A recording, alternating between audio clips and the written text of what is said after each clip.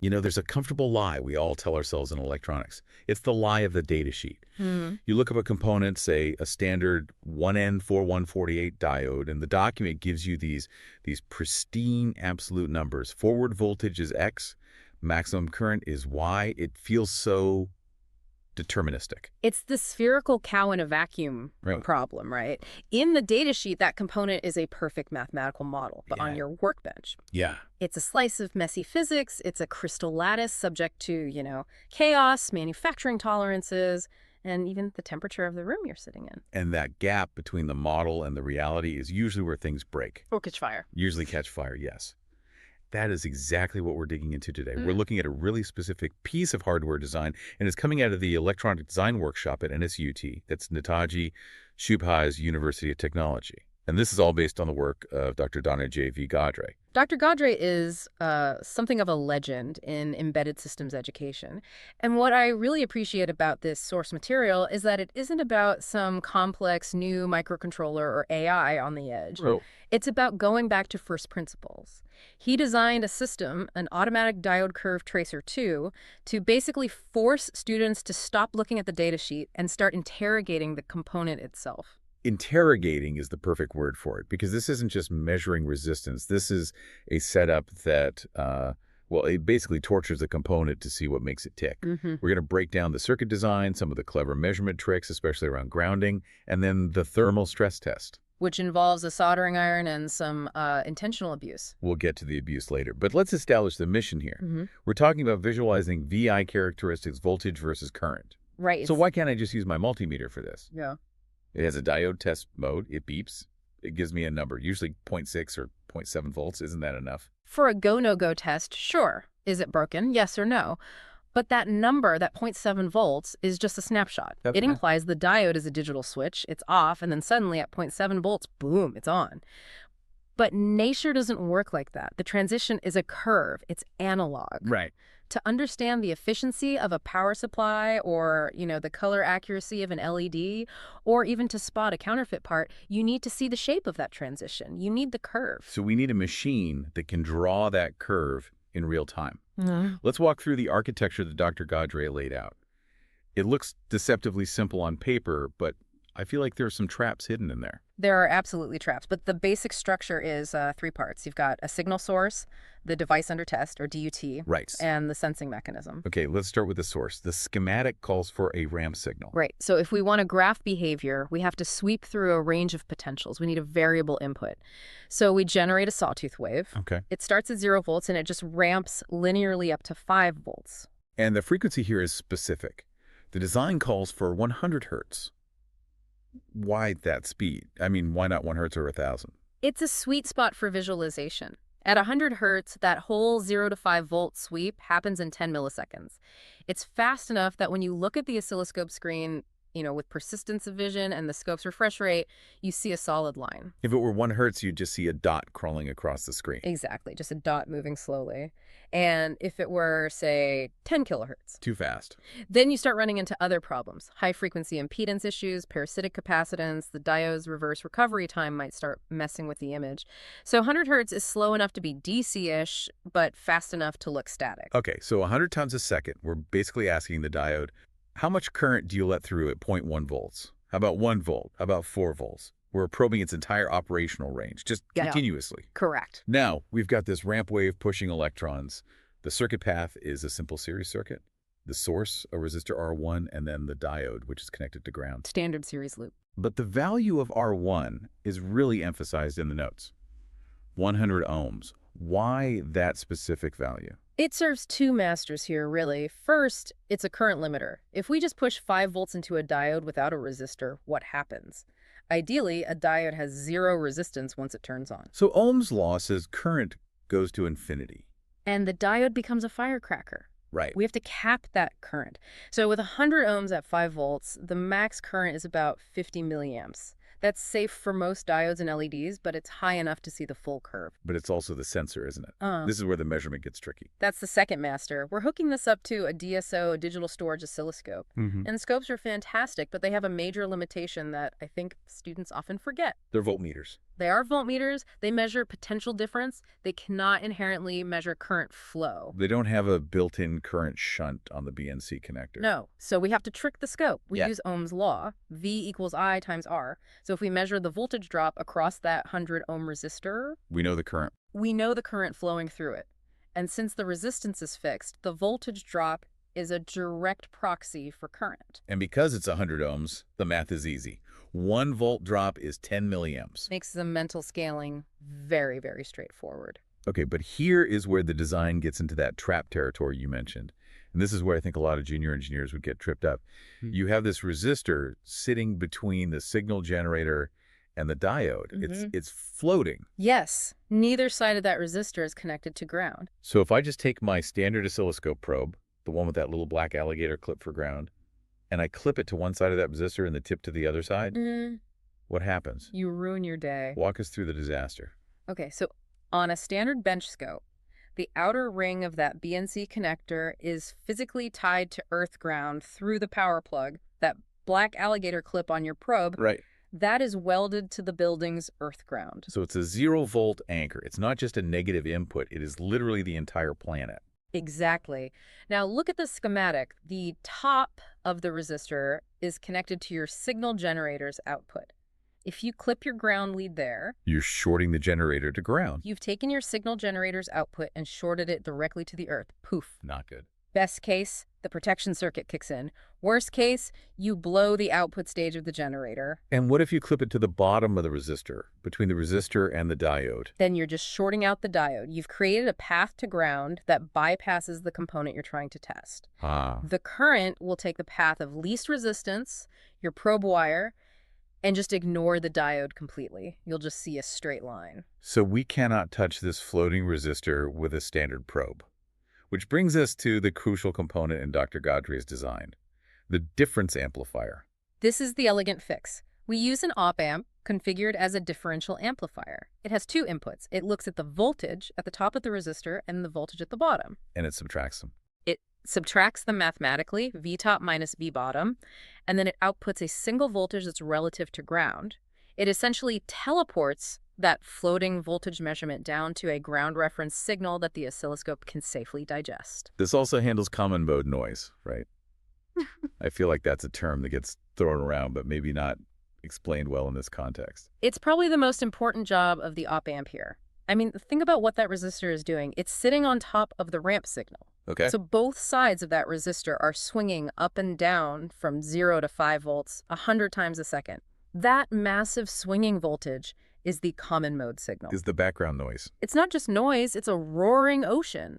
The voltage drop across the resistor, the current information we actually want, is just a tiny little ripple on top of that ocean. Ah, I see. If you tried to measure this without a differential amplifier that has a high common mode rejection ratio, or CMRR, the ocean would just completely drown out the ripple. So the op-amp ignores the big 5-volt swing and just extracts that small signal representing the current. It rejects the ocean to give you the ripple.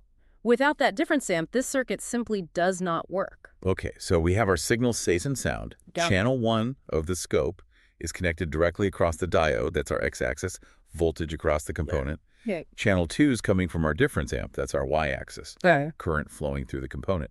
But if we just look at the scope normally, we'd see two squiggly waves. That's not a curve. It's a mess. It tells you nothing about the relationship between them. To see the personality, we have to switch the DSO into XY mode. The etch-a-sketch mode. Effectively, yeah. Huh. We tell the scope, ignore time. Normally, the scope sweeps left to right based on time. In XY mode, we say, move the dot left to right based on voltage from channel 1. Move the dot up and down based on current from channel 2. And because that ramp is running at 100 hertz, that dot is tracing the same path 100 times a second. So to our eye, it just looks like a static, glowing line. And that line is the fingerprint of the material. So let's visualize this. I plug in a standard silicon diode. What do I see on the screen? You see the hockey stick. Paint the picture for us. You start at the origin bottom left. 0 volts, 0 current. As the ramp increases the voltage moving to the right, the line stays flat along the bottom. The diode is blocking current. That's the handle of the stick. That's the handle. This is the depletion region, just holding back the flood. Yeah. Inside the silicon, you have that p-n junction, and there's a built-in electric field preventing electrons from moving. Right. You have to push harder than that field to get anything to flow. But then you hit the knee. For silicon, this happens around 0.6 or 0.7 volts. Suddenly, you've overcome that energy barrier. The resistance just plummets to near zero. And the current shoots up. Current shoots straight up. The line on the screen turns 90 degrees and goes vertical. That's the blade of the hockey stick. And that sharp turn tells you it's a good, healthy junction. Absolutely. If you had, say, a leaky diode, maybe one that's been damaged by static, that flat handle part would be tilted upwards. It would look sloppy. Now, the source material specifically mentions using this for LEDs. I've always found LEDs fascinating because we think of them as lights, but electrically, they're just diodes. They're diodes with a much, much larger band gap, and that's perfectly visible on this tracer. So if I plug in a red LED versus a blue LED, the curve actually looks different. Oh, visually, it's striking. If you plug in a standard red LED, the knee doesn't happen at 0.7 volts. It shifts way out to the right, maybe to around 1.8 volts. Because it takes more energy to get the electrons to jump the gap and release a photon of light. Exactly. And remember your physics. Energy is related to frequency. Red light is lower frequency, lower energy. Blue light is higher frequency, higher energy. So for a blue LED, For a blue LED, the electrons need an even bigger push more voltage to make that jump. So the knee shifts even further to the right to about 3 volts. so you can literally determine the color of the LED just by looking at the electrical curve without even seeing the light. You are seeing the quantum mechanics of the material plotted on a graph. You're measuring the band gap energy in real time. That grounds the theory in a way a textbook diagram never can. But Dr. Gadre wants to take it a step further in this workshop. We've seen the component at rest. Now we need to see it under stress. This is the part where things get warm. The temperature dependence experiment, this is so critical because it introduces a variable that datasheets often just hide in the footnotes. So the procedure described is, you have the curve displayed on the scope, it's stable. Yeah. Then you take a soldering iron. And you bring the hot tip right up to the diode's case. You don't want to melt the plastic, but you want to dump heat right into that semiconductor crystal. And you watch the screen. What happens to the hockey stick? It starts to slide. Slide which way? To the left, towards the y-axis. Wait, okay, let's unpack that. If it moves to the left, that means the turn-on voltage is getting lower. Correct. That feels counterintuitive to me. In a normal wire, like copper, heat increases resistance. The atoms vibrate, they get in the way of the electrons, slows down. Why does the diode get easier to push through when it's hot? Because it's a semiconductor. This is the fundamental difference. At room temperature, in silicon, most of the electrons are stuck in the valence band. They're bound to their atoms, they can't move. It's like a highway with no cars on it. Perfect analogy. But when you add heat, you are giving those electrons thermal energy. You're literally kicking them up into the conduction band. You are liberating charge carriers. So you're suddenly flooding the highway with cars. Precisely. So even though the atoms are vibrating more, which adds a little bit of resistance, the sheer number of new electrons available to flow just completely swamps that effect.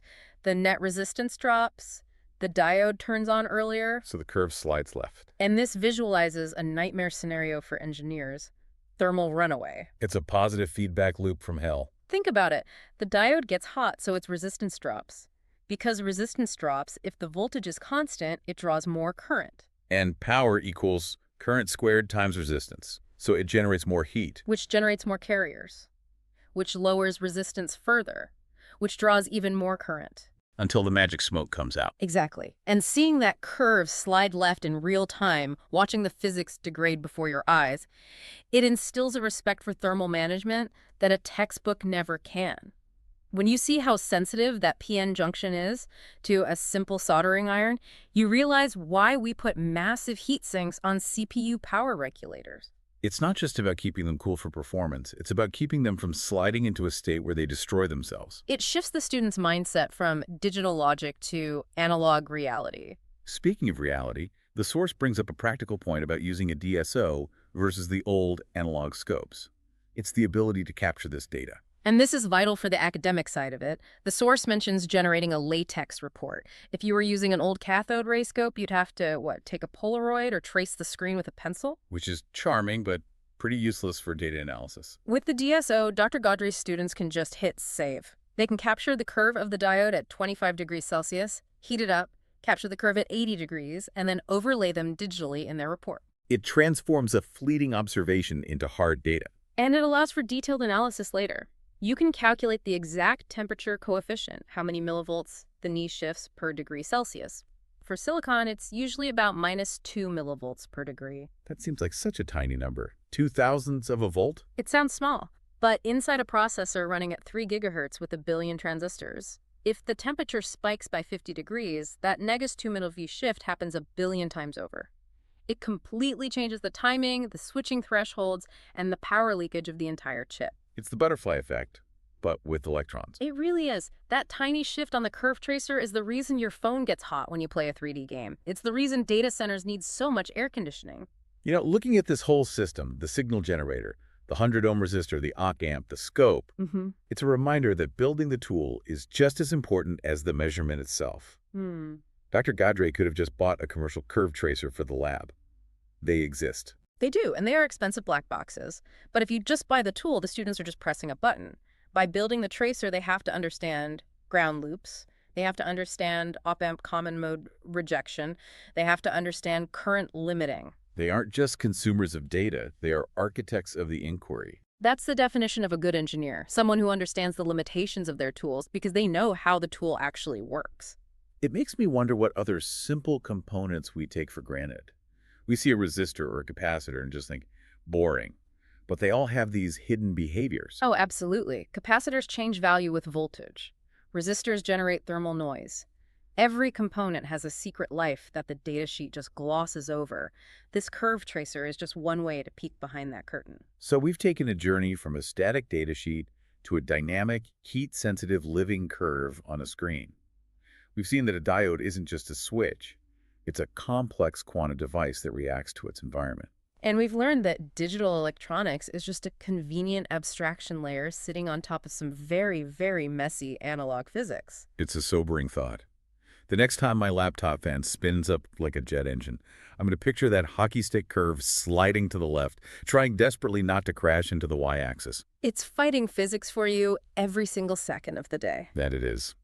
A huge thanks to Dr. Gadre and the NSUT workshop for this fascinating design.